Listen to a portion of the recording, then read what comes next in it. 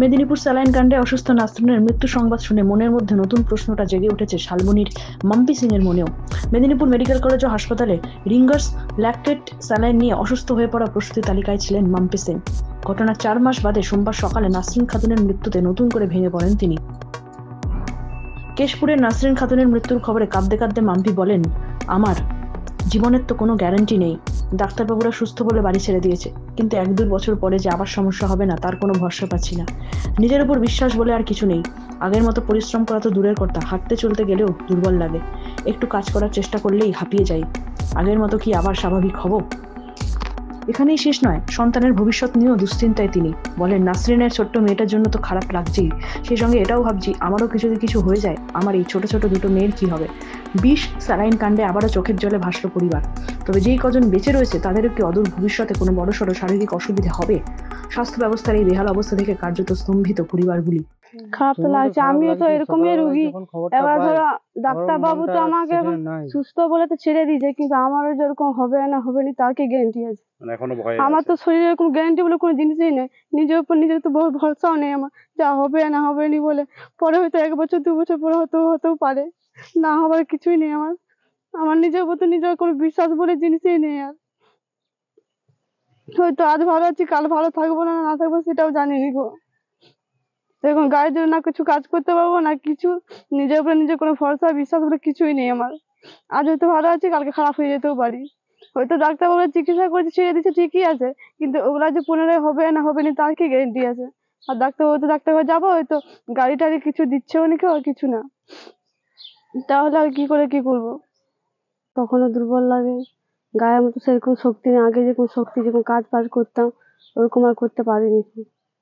দুর্বলতা এখনো আছে? দুর্বলতা এখনো আছে। হাঁটাহাঁটি করতে, পরিশ্রম করতে একটু অসুবিধা? হ্যাঁ, পরিশ্রম তো হাঁটাচলা এসব করলে পুরো পরিশ্রম হয়। তখন কাজ ফাজ সব রকম সবকিছুই করতাম, কোনো পরিশ্রম বলে মনে হতো না। এখন মনে একটু কিছু করলে কিছু না কিছু মনে হয়, ভালো লাগে না, খুব দুর্বল লাগে। বাচ্চাটাকে তো বুকের দুধ খাওয়াতে পারছেন না? না। খারাপ লাগে এই জন্য? হ্যাঁ। কি মনে করছেন ওই দিনের ওই ঘটনার জন্যই কি হয়েছে এরকম? হ্যাঁ, আমার তো আগে এসব কোনো রোগ ছিল না, যত সব সমস্যা হয়েছিল, কিডনির সমস্যা, ছাতির জল সমস্যা, যত রকম সমস্যা হয়েছিল, এইসব সমস্যা আমার কোনো জন্ম থেকে কোনো রকম শরীরের সমস্যা ছিল না। তো এই সিজার করতে নিয়ে সেলাইনের কন্ডিশনের জন্য এত সব সমস্যা আমার হয়েছে, না হলে আগে এরকম সমস্যা কোনো ছিল না আমার। আপনার যে প্রথম মেয়ে হয় সব তখন কিছু? না, আমার প্রথম মেয়ের সময় কোনো অসুবিধা ছিল না। তাকে বুকের দুধও হ্যাঁ, খাওয়াতে? তাকে বুকের দুধও খাওয়ানো হয়েছে। 8 জানুয়ারিতে ভর্তি করেছিলাম।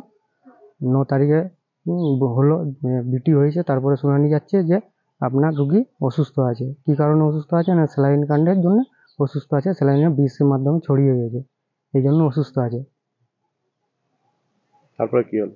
এরপরে ডাক্তারবাবুদের সঙ্গে কথা বলা হচ্ছে, সব কিছু হচ্ছে। হওয়ার পরে বললো যে এখানে ডায়ালিস চললো, ডায়ালিস চলার পরে FIR করে দিল কলকাতাতে। দিয়ে কলকাতাতে 2 মাস অবধি ভর্তি ছিল। ভর্তি হওয়ার পরে একদিন ছুটি হলো, ছুটি হওয়ার পরে এখন যে গাড়ি পুনরায় চেক আপের জন্য দেবে সেটাও দেয়নি। একবার চেক আপ করতে নিয়ে গেছিলাম, ওই একবারই চেক আপের জন্য গাড়ি চেয়েছিলাম, গাড়ি তো পাওয়া গেল না। BMI সব কাগজও করে দিয়েছিলেন, কিন্তু তাও গাড়ি পাওয়া গেল না। আর কোনো রকম কোনো সাহায্যই তো পাচ্ছি না সরকার থেকে, যে বাচ্চাটাকে কি খাওয়াবো কি নাই। আমি তো দিন খাটি, দিন আনি 200 টাকা 250 টাকা রোজগার করি, এর তো বেশি নয়। আর বাচ্চাটা তো খাচ্ছে, বাচ্চা প্লাস রুগী, আমার পরিবার সম্পূর্ণ কি করে টানবো আমি? সরকার তো কোনো সাহায্য করছে না এটা নিয়ে। বাপে নিয়ে যাব, গাড়িও লাগবে, ভালোভাবে ডাক্তার দেখাতে হবে। হ্যাঁ, সেসব যেমন সরকার আমার ব্যবস্থা করে দেয়, এটাই আমার সরকারের কাছ থেকে আবেদন।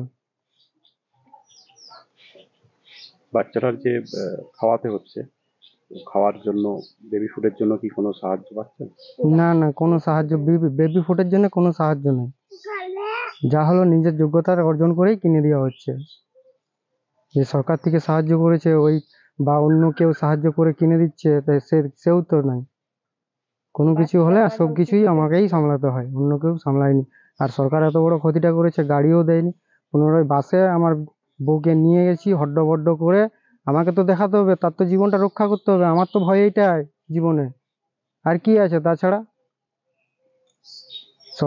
সরকারকেও ফোন করছিলাম, তো সরকার যদি ব্যবস্থা করে তাহলে তো ট্রিটমেন্ট করা যেত। বা তারাই তো ট্রিটমেন্ট করার জন্য এই জায়গায় যাও, এই জায়গায় যাও, তারাই তো বলে দিত। আর আমি সত্যি কথা বলতে বাবু বকা লোক, অত সব বুঝিনি, যেখানে যেটা বলে সেখানে সেটাই শুনি। মেদিনীপুর থেকে নিজস্ব প্রতিনিধির রিপোর্ট, এএনএম নিউজ। আরও খবরের আপডেট পেতে সাবস্ক্রাইব করুন আমাদের ইউটিউব চ্যানেলটি আর বেল আইকনে ক্লিক করুন নোটিফিকেশনস পেতে।